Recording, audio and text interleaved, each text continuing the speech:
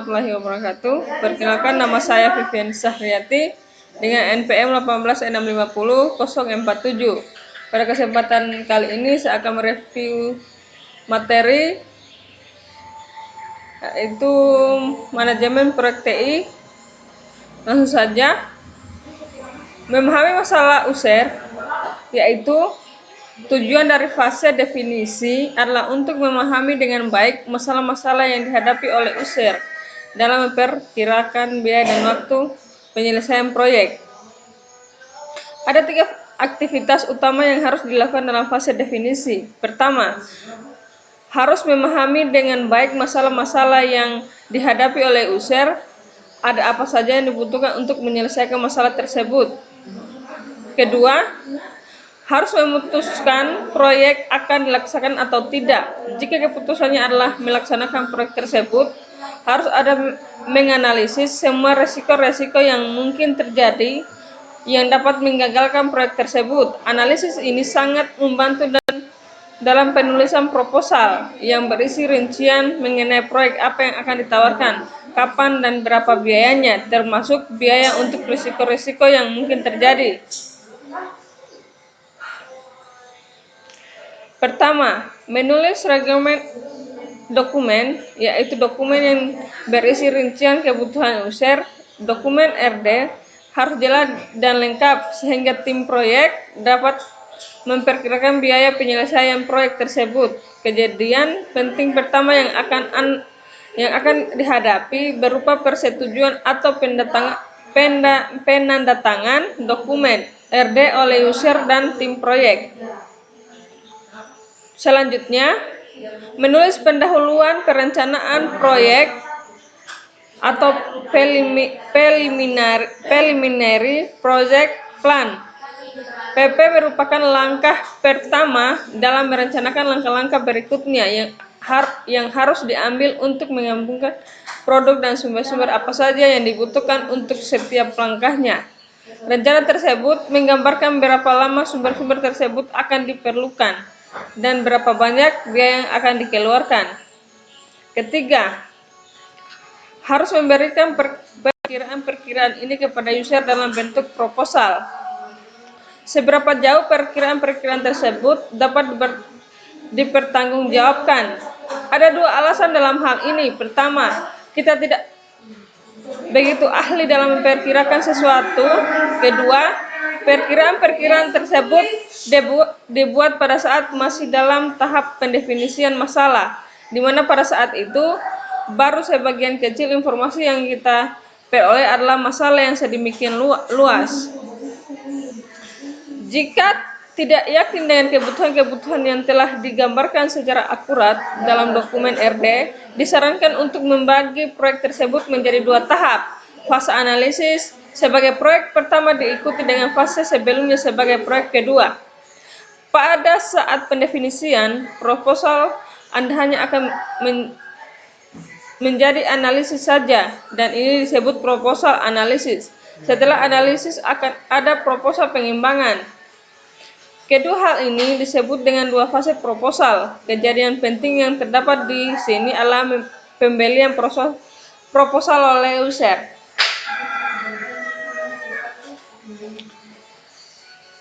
Dokumen kebutuhan.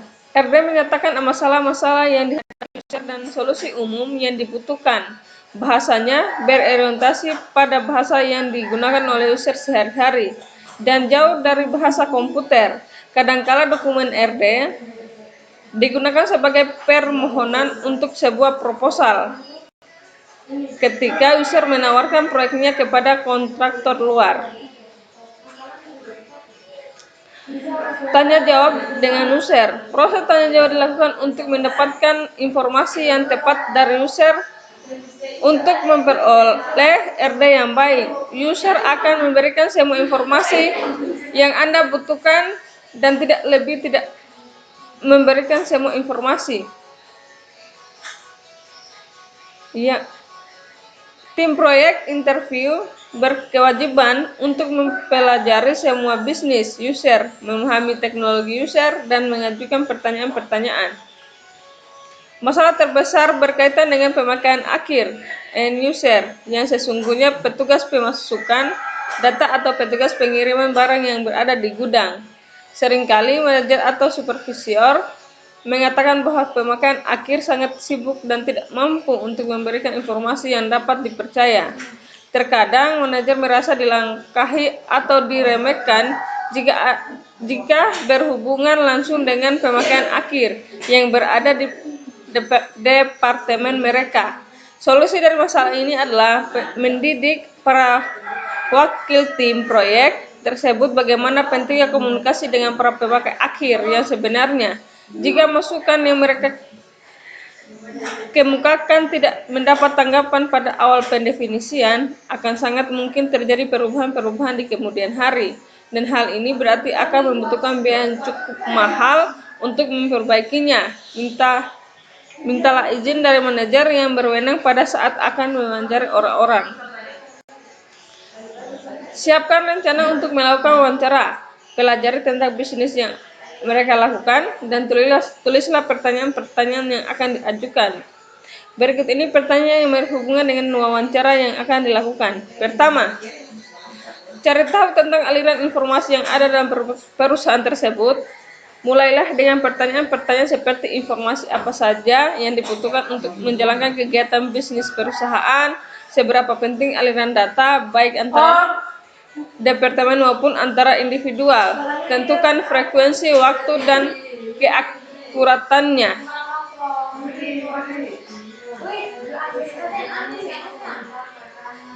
Kedua, masukan-masukan yang diterima diikuti dengan pertanyaan-pertanyaan sebagai berikut. Informasi apa saja yang dibutuhkan untuk menghasilkan masing-masing barang? Informasi apa yang tersedia? Kapan? Di mana? Informasi-informasi baru apa saja yang harus dikumpulkan? Ingat tentang 5W, what, where, when, why. Sediakan waktu untuk pertanyaan-pertanyaan di atas selama membuat hal-hal yang terdapat dalam RD. Berikut ini adalah bagian-bagian dari RD. Pertama, pendahuluan, di mana identifikasi perusahaan atau user dan juga penjual di mana RD tersebut ditujukan. Tentukan masalah yang perlu diselesaikan. Latar belakang, contohnya situasi yang sedang dihadapi, motivasi-motivasi untuk menanggulanginya, dan lain-lain. Bagian ini digunakan untuk memperkenalkan potensi penjual kepada perusahaan user atau departemen jika diperlukan. Jelaskan kultur, lingkungan, dan bagaimana jalannya bisnis yang dilakukan. Berikan pengertian kepada tim proyek tentang masalah yang dihadapi user. Tujuan proyek. Sebuah pernyataan singkat mengapa kita mengajukan proposal untuk mengembangkan proyek. Batasan-batasan utama dalam penggunaan waktu dan keuangan dapat juga disebutkan. 3. Fungsi-fungsi utama. Pernyataan singkat mengenai bagaimana sistem berfungsi berdasarkan tujuan proyek yang telah ditetapkan. Keluaran umum. Penjelasan secara singkat tentang informasi yang dibutuhkan dari sistem. Terakhir, informasi input secara umum, di mana input data apa yang diperlukan untuk menghasilkan output. Ini adalah waktu yang tepat untuk memastikan bahwa seluruh data yang dibutuhkan dapat tersedia pada waktu yang tepat pula. Keenam, kinerja atau performance. Berapa banyak transaksi yang akan diproses, berapa banyak data yang akan disimpan, kapan laporan harus dihasilkan, dan sebagainya. Jelaskan waktu rata-rata dan waktu maksimal proposal dalam hari atau jam. Perkembangan. Hal ini mungkin sulit untuk diramaikan, tetapi cobalah untuk menghitung kemajuan bisnis dan menetapkan berapa tahun lagi sistem masih dapat diharapkan untuk berfungsi. Kemukakan dalam bentuk presentasi atau angka sebenarnya. 8. Pengoperasian dan lingkungan, di mana komputer akan ditempatkan di mana. Terminal yang interaktif ditempatkan dan siapa yang akan menggunakannya. 9. Kompatibilitas, pengantarmukaan. Jelaskan jika fasilitas antara komputer dibutuhkan adalah alat-alat yang harus disatukan atau jika pengiriman akses dibutuhkan jika sistem hanya dapat berjalan dengan komputer yang ada atau harus dapat diprogram dengan bahasa yang spesifik. Semua dokumen dinyatakan di dalam bagian ini. 10. Reliabilitas atau ketersediaan. Tulis penggambaran waktu di antara kegagalan waktu untuk perbaikan dan presentasi tambahan yang diperlukan. Semua manufaktur menyatakan penggambaran ini untuk hardware mereka. 11. Pengantarmukaan dengan pemakai. Rincikan pengalaman-pengalaman yang dibutuhkan user dalam menggunakan komputer. Jelaskan bagaimana menangani sistem kepada user yang baru. 12. Pengaruh organisasi. Departemen-departemen apa yang akan sangat berpengaruh dan seberapa jauh cara kerja mereka dengan harus berubah. Bagaimana sistem yang baru dapat berkomunikasi dengan sistem manual yang ada. 13. Pemeliharaan dan dukungan. Jaminan-jaminan yang dibutuhkan, berapa lama, sampai kapan, bagaimana pengiriman. 14. Dokumentasi dan pelatihan. Rincikan semua dokumen-dokumen umum dan atau pelatihan yang dibutuhkan. 15. Keuntungan. Jika RD adalah rep dalam situasi yang kompetitif, mintalah data dari penjual yang menjelaskan mengapa dokumen tersebut harus dipilih. Minta data yang relevan dari penjual yang berpengalaman, komitmen, metodologi proyek, contoh-contoh proyek yang sukses, dan referensi di mana dapat menghubungi penjual tersebut. Yang terakhir, persyaratan dan kondisi. Menyatakan syarat untuk seleksi, kapan dan bagaimana akan dilakukan. Tanggung jawab user.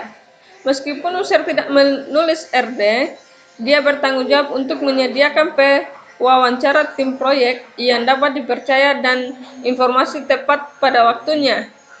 User harus dapat mengajukan orang yang mengetahui tentang semua sistem yang ada dan apa saja yang dibutuhkan untuk sistem baru. Keputusan melaksanakan dan tidak melaksanakan proyek. Setelah kebutuhan-kebutuhan ditetapkan, langkah berikutnya adalah memutuskan apakah proyek bernilai untuk dikerjakan atau tidak. Untuk membantu membuat keputusan itu, suatu studi kelayakan dilakukan secara dan menjawab pertanyaan. Dapatkan sistem ini dibangun secara teknik. Sayangnya tidak semuanya mungkin secara teknik, sehingga pertanyaan-pertanyaan untuk dijawab diubah menjadi dengan biaya berapa sistem dapat dibangun dan apa keuntungannya. Dalam suatu studi kelayakan, kita mempertimbangkan semua penyelesaian masalah teknis yang mungkin dan coba untuk memperkirakan biaya dari masing-masing penyelesaian masalah. Untuk suatu proyek yang berukuran besar, kita mempertimbangkan keputusan utama mengenai hardware, apa yang digunakan dan apakah yang akan membuat atau membeli software digunakan dan apakah akan membuat atau membeli. Untuk proyek berukuran kecil sampai menengah, studi kelayakan yang formal tidak perlu ditulis. Biasanya cukup dengan mengangkat seseorang untuk mempelajari penyelesaian masalah yang mungkin dan menilai keuntungan-keuntungan. Perkiraan keuntungan ini mungkin saja mudah, tetapi seharusnya tidak dipergunakan. Manajer proyek tidak hanya harus menjawab apakah proyek ini secara teknik dapat dikerjakan, tetapi juga menjawab pertanyaan yang lebih penting. Apakah proyek ini dapat dikerjakan oleh saya sekarang?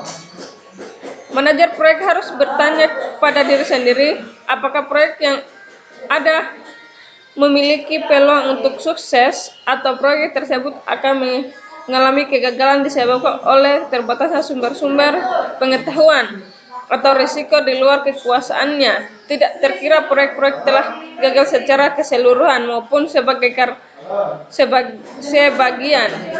karena orang mengabaikan tanda-tanda penting dan nyata yang menunjukkan kegagalan setiap rencana dipengaruhi oleh resiko.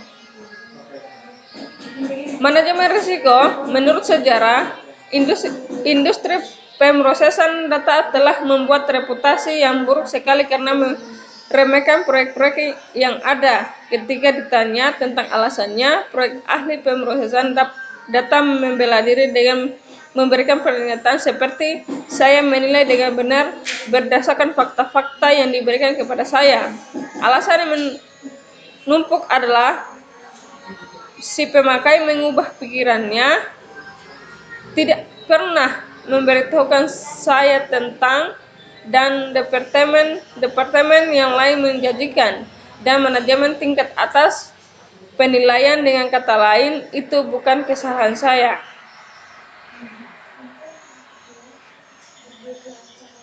Solusi standar industri untuk semua masalah-masalah ini yaitu: solusi pertama, selidiki masalah-masalah yang ada. Kedua, hukum yang tidak bersalah. Tiga, promosikan yang tidak terlibat. Empat, yang terakhir, kembali ke solusi pertama dan berputar sampai membosankan. 4 langkah manajemen risiko. Setiap proyek akan tepat waktu dan sesuai anggaran jika tidak ada yang salah. Penting sekali untuk berkonsentrasi pada hal-hal yang akan menyebabkan salah dan coba untuk menghindari kesalahan-kesalahan tersebut. Hal ini disebut manajemen risiko. Manajemen risiko terdiri dari 4 langkah. Pertama, antisipasi risiko. 2, singkirkan risiko yang mungkin terjadi. 3, kurangi dampak risiko. Yang terakhir, tetap tenang ketika terjadi kesalahan. Itulah penjelasan saya. Lebih dan kurangnya mohon dimaafkan. Wabillahi taufiq wal hidayah. Wassalamualaikum warahmatullahi wabarakatuh.